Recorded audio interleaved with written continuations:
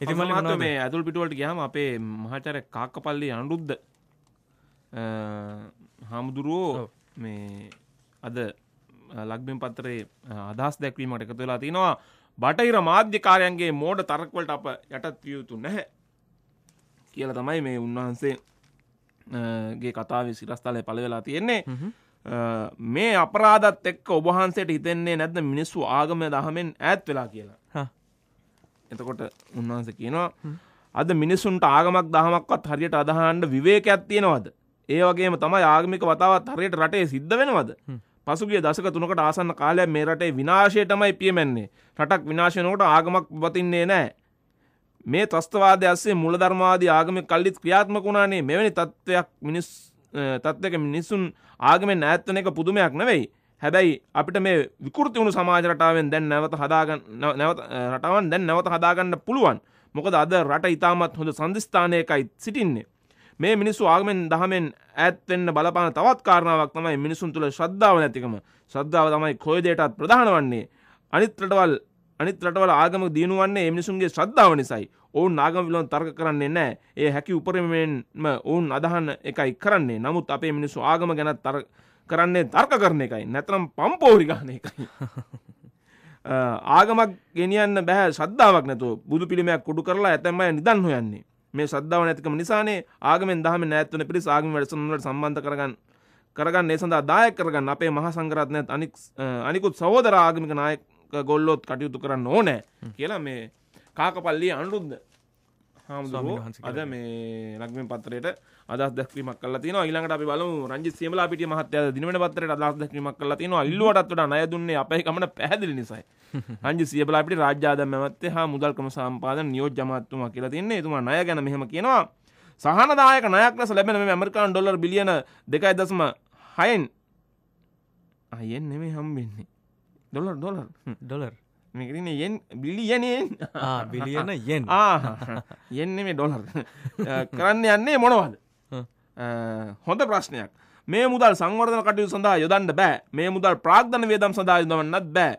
ජාත්‍යන්තර මූල්‍ය මුද්‍රණයෙන් ලබා ගන්න ණය යොදන්න පුළුවන් වෙන්නේ තම රටේ ගෙවුම් ශේෂය තුලනය කර ගැනීමට පමණයි. විදේශවත්කම් ප්‍රමාණය ඉහළ යාම රටට ඉතා වාසිදායක වෙනවා. අපේ රුපියල ශක්තිමත් වෙනවා. ද්විපාර්ශ්වික හා බහුපාර්ශ්විකව අපේ රට ලැබීමට නියමිත ලැබීම් ඉතා කඩනමින් ලැබීමටත් මේ හේතුවක් වෙනවා. මේ සල්ලි වලින් මේ පවසන මහත්තයෝ වියදම් කරන්න බෑ. මේක අර සේප්පුවේ දාගෙන ඉඳලා අපිට තියෙනවා. මේ තියෙන්නේ එහෙම කියලා පෙන්වන්න පුළුවන් සල්ලි ප්‍රමාණය. හරි.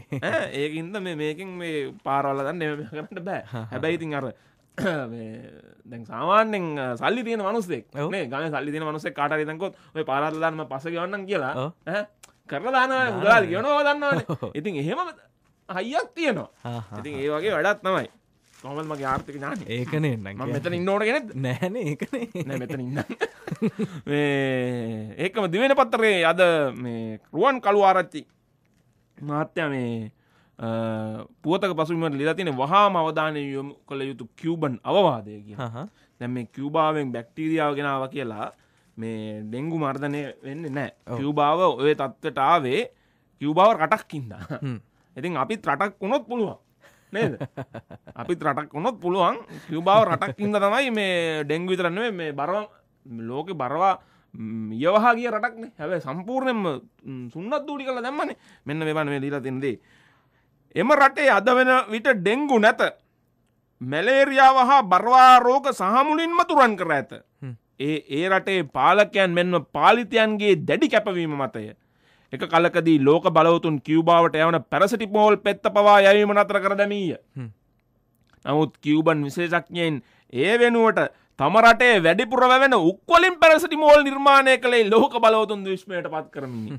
එපමණක් නොව කියුබාව සෞඛ්‍ය අතින්ද පෙරමුණගෙන ඇත. එහි ජනගානය අනුව බලන විට මිනිසුන් 100කට දොස්තරවරු 3 දෙනෙක් සිටිති. ඒ ප්‍රතිඵලයේ ඌයේ උපදෙස් සිදුවන මරණ සංඛ්‍යාව ඉතාම අඩු වීමයි. ළමයින් යනු රටක ජීවනාලියයි. එහි ඊළඟ ප්‍රතිඵලයේ ඌයේ මිනිස්යෙකුගේ ආයු කාලයයි. එහිදී කියුබන් වැසියන් අවුරුදු 70 80ක් පමණ ජීවත් වීමේ වාසනාව ලැබී ඇත. අනේ අපි කවදාක හිනෙහෙමුද ඒ රටේ කියලා තමයි අපිට කියන්න වෙන්නේ මේ ඉතින් අද අපි හැන්ඩ් වෙලා ගියා වැඩසටහන අමාර කරන්න කලින් අපි බලමු කාටුන් ලක්වෙන් පත්තරේ අංජන ඉන්ද්‍රිත් මහත්තයා කාටුනයක් තමයි අදත් කියවන්න හොයාගත්තේ. මේ අංජන ඉන්ද්‍රිත් මහත්තයා ඇඳලා තිනවා අපේ විපක්ෂ නායකතුමා. විපක්ෂ නායකතුමාට හම්බෙලා තිනවා මේ IMF එකේ මේ ලෝකා. දැන් ඉතින් IMF මේ ලොකු මහත්තයා ටයි කෝට් ඇඳලා එයාගේ මේ ඔළුව තියෙන ලෝක ගෝලෙ වගේ. ලෝක බැංකුවේ සංකේතයට ඇඳලා IMF කියලා මේ අර බ්‍රීෆ් කේස් එකක් සූට් කේස් එකකුත් අරගෙන මේ එනකොට හම්බෙච්ච විපක්ෂ නායකතුමා මගදී. හරිද? මේ හම්බෙච්ච මේ IMF ලොක්කට විපක්ෂ නායකතුමා පෙන්වනවා ප්‍රවෘත්තියක්. ඒ ප්‍රවෘත්තියේ තියෙන්නේ කිසිම කොන්දේසියක් නැතිව නෑ ලැබුණා ජනාධිපති. එතකොට තරහෙන් IMF ලොක්කට කියනවා අපිට තමයි කොන්දේසි. අපි කියා. පත්තරේ විස්තරේ මල්ලිගෙන් අහගත්තනේ. එහෙනම් උදෙන්ම යන්න මහජන බැංකුවට. අතහිත වාජන බැංකුවේ ඉසුරූදාන වාජන බැංකුවේ සිසූදාන අපේක්ෂාවෙන් පිරුණු හෙට දිනට ඉතුරු කරමු දරුවනට. යාටෙල්